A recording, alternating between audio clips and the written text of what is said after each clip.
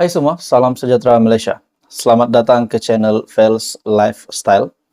Tuan-tuan dan puan-puan, saudara-saudara yang saya amat hormati sekalian, akhirnya Perdana Menteri Datuk Seri Anwar Ibrahim membuat satu pengakuan yang sangat besar, satu pengakuan yang amat mengejutkan luar biasa dan hebat. Setelah 24 tahun PKR ditubuhkan, akhirnya pendedahan ini mengejutkan ramai. Menurut satu artikel, 24 tahun PKR, Anwar ingatkan kuasa adalah amanah, bukan keistimewaan. Wow. Sempena ulang tahun ke-24 PKR, Presidennya Anwar Ibrahim mengingatkan ahli parti itu bahwa kuasa yang diamanahkan perlu dilaksanakan sebaik mungkin demi kesejahteraan rakyat. PKR berpasak atas semangat islah yang kuat. Selalu saya ingatkan kepada semua bahwa kuasa adalah amanah dan bukan keistimewaan. Bagi saya ini satu kenyataan yang cukup padu daripada Perdana Menteri. Ini pasti mengejutkan semua ahli politik di Malaysia, terutamanya musuh politik ataupun seteru Datuk Seri Anwar Ibrahim sendiri.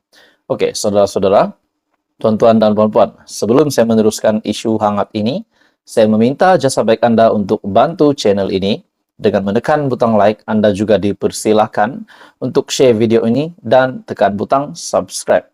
Dalam satu artikel dari Malaysia Kini, tugas dan tanggung jawab yang digalas hari ini adalah amanah yang mesti kita pikul sebaiknya dengan matlamat membawa perubahan yang bermakna.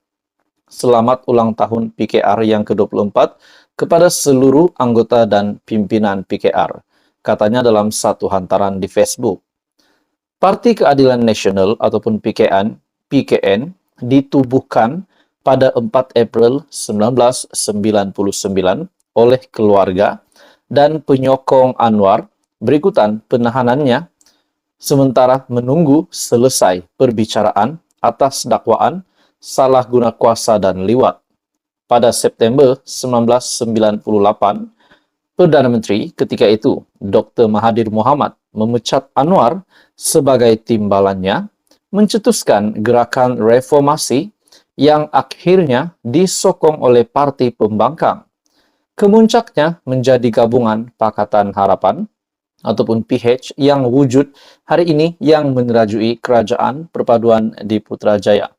Jadi tuan-tuan dan puan, Perdana Menteri hari ini Datuk Seri Anwar Ibrahim sudah menunjukkan beliau memang layak untuk menjadi Perdana Menteri, walaupun sebelum ini kita tahu cobaannya memang telah digagalkan, namun akhirnya beliau sah menjadi Perdana Menteri hari ini. Dan sudah pasti kenyataan Anwar Ibrahim hari ini akan memberikan satu memori terpahat di dalam setiap hati, kenangan terpahat kenangan kepada semua kepimpinan PKR, di samping mereka menyambut 24 tahun ulang tahun PKR.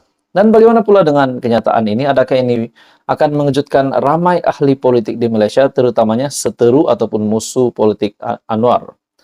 Pada tahun 2003, PKN bergabung dengan Parti Rakyat Malaysia untuk membentuk PKR, Parti Keadilan Rakyat.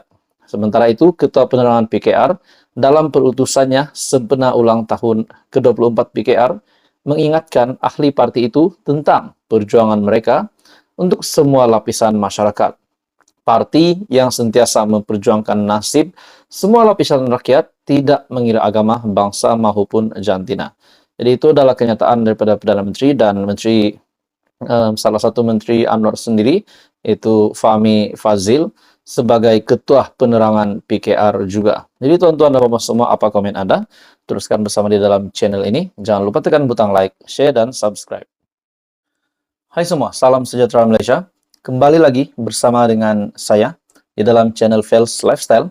Satu kejutan besar setelah Perdana Menteri Datuk Seri Anwar Ibrahim yang telah sah mengumumkan projek pertama daripada komitmen pelaburan RM170 bilion China akan bermula bulan depan. Perdana Menteri berkata, salah satu proyek daripada rekod komitmen pelaburan bernilai Rm170 bilion dari China itu dijangka dimulakan seawal bulan Mei. Akhirnya tuan-tuan dan puan semua, ada satu berita susulan. Bagi saya ini pasti mengejutkan. Dalam satu artikel yang lain, Muhyiddin dakwa Anwar tidak bertanggung jawab gadai kedaulatan negara. Pengerusi Perikatan Nasional PN, Tan Sri Muhyiddin Yassin, menyifatkan kenyataan Datuk Seri Anwar Ibrahim berhubung tuntutan bertindih China di Laut Cina Selatan sebagai tidak bertanggung jawab selain menggadai maruah serta kedaulatan negara. Menurut Anda, saudara-saudara, apakah kenyataan Tan Sri Muhyiddin ini relevan untuk diterima oleh Datuk Seri Anwar Ibrahim? Ataupun Anda yang menonton mempunyai komen tentang kenyataan Muhyiddin ini? Anda boleh komen di bawah. Ahli Parlimen Pago, Muhyiddin Yassin berkata, kenyataan tersebut juga cuai dan tidak sepatutnya dikeluarkan oleh seorang Perdana Menteri. Malah, Muhyiddin mendakwa implikasi daripada tindakan tersebut secara tidak langsung memperakui tuntutan China terhadap kawasan yang sudah sah menjadi wilayah Malaysia. Malaysia mesti tegas mempertahankan kedaulatan wilayah dan keselamatan bagi melindungi hak dan tuntutan negara. Kenyataan Perdana Menteri tentang keterbukaan Malaysia untuk berunding ke atas hak wilayahnya telah mengundang risiko ancaman kedaulatan negara. Kenyataan Perdana Menteri yang dibuat di Parlimen adalah amat lemah, tidak bertanggung jawab, dan kelihatan seperti menggadai maruah dan kedaulatan negara kepada kuasa asing, katanya menerusi hantaran di laman Facebook pada Kamis.